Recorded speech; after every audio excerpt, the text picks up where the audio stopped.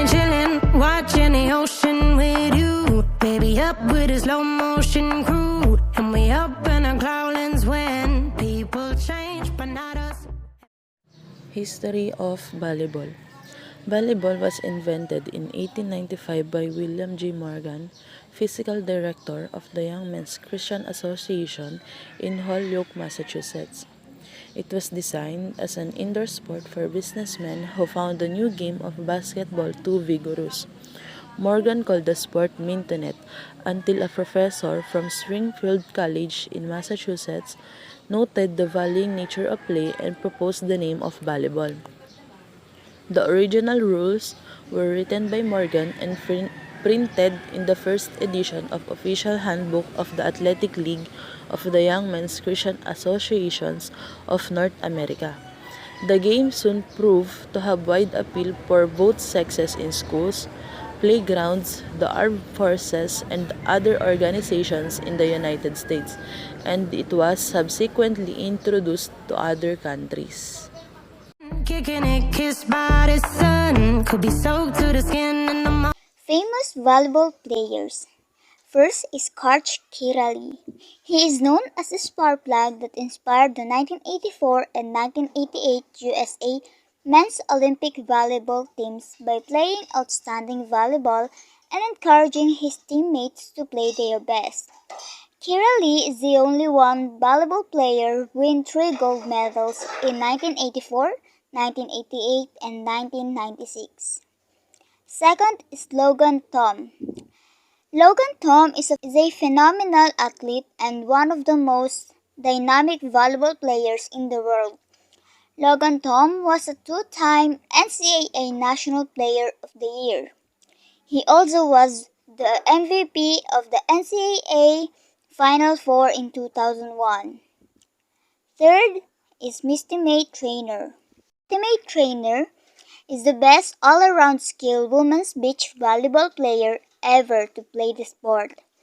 Misty was voted the AVP Most Valuable Player in 2005, 2006, and 2007. Next is Kerry Walsh. Kerry Walsh Jennings. Kerry Walsh Jennings is a 2-time AVP MVP in 2003 and 2004. Kerry Walsh has led the AVP in both blocks and hitting percentage the last 2 AVP seasons. And the last one is Steve Timmons. Steve Timmons, in the 80s, Steve Timmons wore a wild red flat top that made him the most identifiable indoor volleyball player in the world. In 1984, Steve Timmons was named MVP of the Olympic of the IVB after leading USA to a gold medal. I know she got the good vibes when seasons change, but we're the same. I am Apple Kembao, and I'm here to introduce how to play a simple volleyball game. Let's get started. Volleyball is widely played across the world. The various tournaments are conducted in many countries. It is one of the most popular games and is today widely played across the world. People like to watch and play this game. So, this tutorial is meant for all those viewers who want to learn how to play volleyball. Volleyball is played in a rectangular court divided into 2 equal halves across the length by a net tightly stretched between 2 poles fixed at either sides of the court. Court design. A standard international volleyball court is an indoor, rectangular in shape whose sides are 18 meters and the ends are 9 meters. The surface of the court is neither slippery nor rough to avoid injuries. International courts have wooden or synthetic flooring.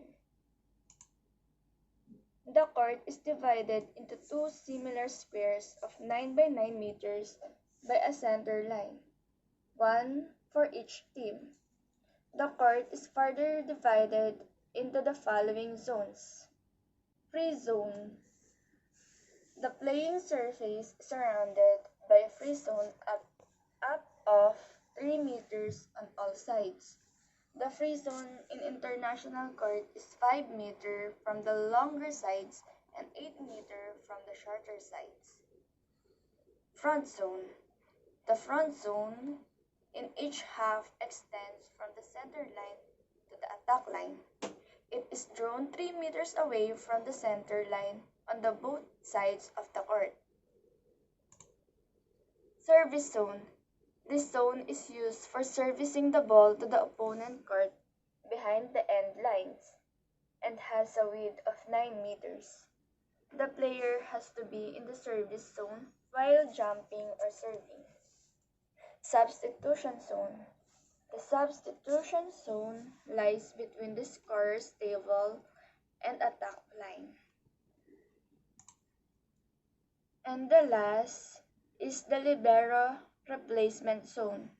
The libero replacement zone is a part of the free zone beside the team bench and between the extended attack line and the end line. Now, let's proceed on the equipment needed in playing volleyball.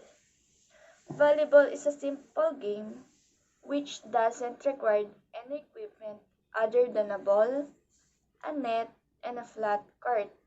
Even 2 players can play and have fun with volleyball. Net. Net is 1 meter long and 9.5 to 10 meter wide. It is tied vertically above the center line of the court to posts fixed on either sides of the court. Next is the volleyball. Volleyball is a spherical ball of 65 to 67 centimeters. It is made up of leather or any synthetic materials and weighs 260 to 280 grams. Volleyballs are available in various colors. Other equipment that need in playing volleyball. Players of team are uniformly dressed in jerseys, shorts, socks, and sport shoes. Jerseys of each team has a different color. Even if I lost all my money. So bago tayo magsimula mag-volleyball, so kailangan mo natin gawin yung basic warm-up at gawin yung basic footstep ng volleyball. So magsimula tayo sa warm-up.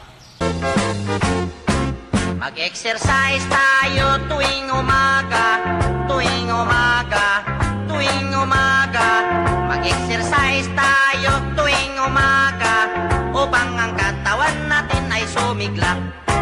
Mag-exercise tayo tuwing umaga, tuwing umaga, tuwing umaga. Mag-exercise tayo tuwing umaga, upang ang katawan natin ay sumigla. Mag-exercise tayo tuwing umaga, tuwing umaga, tuwing umaga.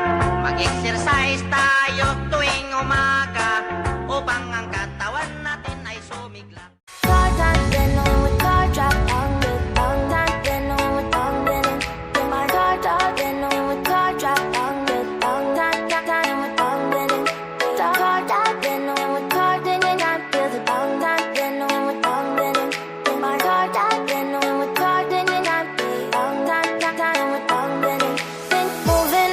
To the sea for a getaway, car top down and we're driving just to feel young. Moving away to the sea, moving away, can't you see?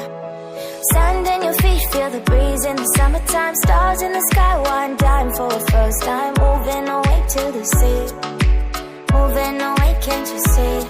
We'll drink honey by the ocean, it's our favorite potion. Come on baby, let me tell you one time that our days will never end, yeah. No, our days will never end, yeah. No. Come on baby, let me tell you one time that our fire got a love it till you never break apart. And we moving away to the sea, moving away, can't you see? There won't be one more time.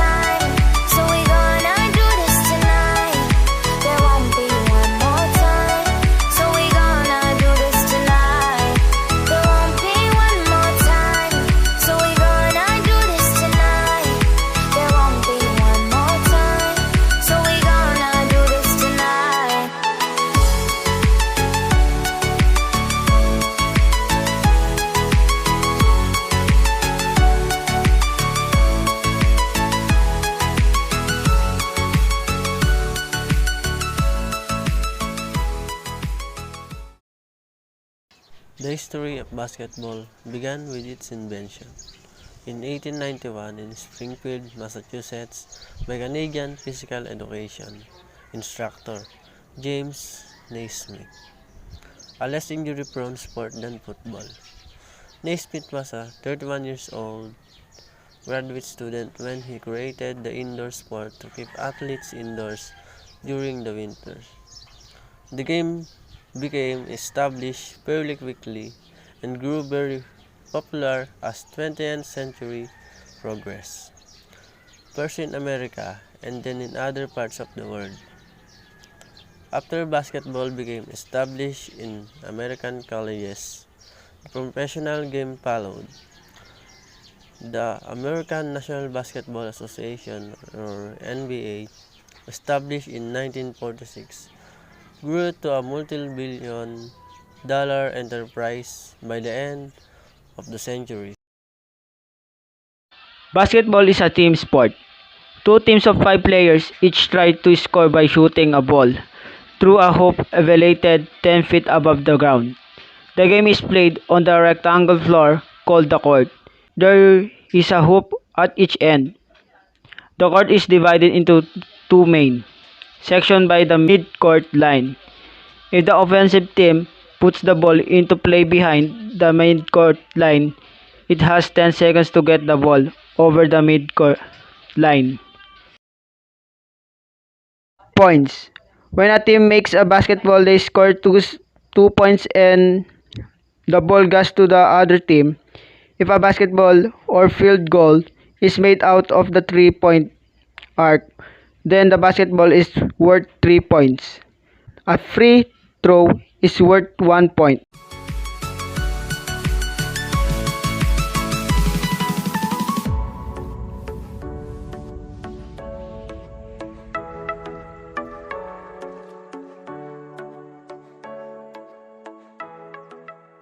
Off your seat, clap your hands to the beat, grab your champagne glass tonight. We toast to freedom in the Caribbean, yeah, in the Caribbean, yeah.